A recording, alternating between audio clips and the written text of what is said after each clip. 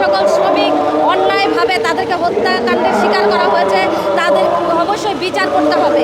একই সাথে আমরা বলতে চাই, অন্তর্বর্তীকালীন সরকারের সময়ে বিপুল হারে আমরা দেখেছি কারখানা, শিল্প কারখানা বন্ধ হয়েছে, লক্ষ লক্ষ মানুষ বেকারত্বের ঘানি টানছে।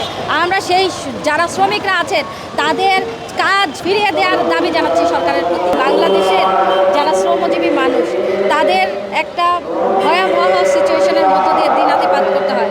এখনো পর্যন্ত ভয়ঙ্করভাবে আমাদের শ্রমিকদের তারা ন্যায্য মজুরি থেকে বঞ্চিত হন এবং মালিকরা তারা আমাদের শ্রমিকদের উপর বৈষম্য করে তাদের যে পাওনা ন্যায্য মজুরি সেটা তারা পায় না। এছাড়া আমাদের এখানে যারা নারী শ্রমিক এবং পুরুষ শ্রমিক সেখানে সম কাজে সম মজুরিটা তাদের নাই। এর বাইরে আমরা যদি দেখি যে শ্রমিকদেরকে তাদের অবাধ যে ট্রেড ইউনিয়ন করার অধিকার, সেই অধিকারটা থেকেও কিন্তু তারা বঞ্চিত।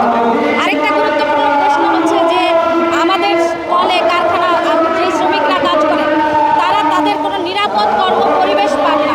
আপনারা রানা প্লাজার ঘটনা দেখেছেন, আরও অনেক ঘটনা যেখানে শ্রমিক অঙ্গার হয়ে যায়, পুড়ে যায়। কিন্তু 200-র বেশি সার্ভিস ও ফিচারে লেনদেনের সব বিকাশ অ্যাপে সম্ভব।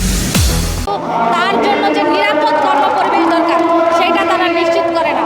আপনারা জানেন সরকার ইতিমধ্যে একটা যেই চুক্তিটা করেছে ইউনূস সরকার, এবং এই সরকারও আমরা দেখলাম যে তারা বোয়িং কিনছে। এই চুক্তি যদি বাস্তবায়িত হয় বাংলাদেশের শিল্প এবং কৃষির যে শ্রমিকেরা তারা ভয়ঙ্কর বিপর্যয়ের মধ্যে পড়বে।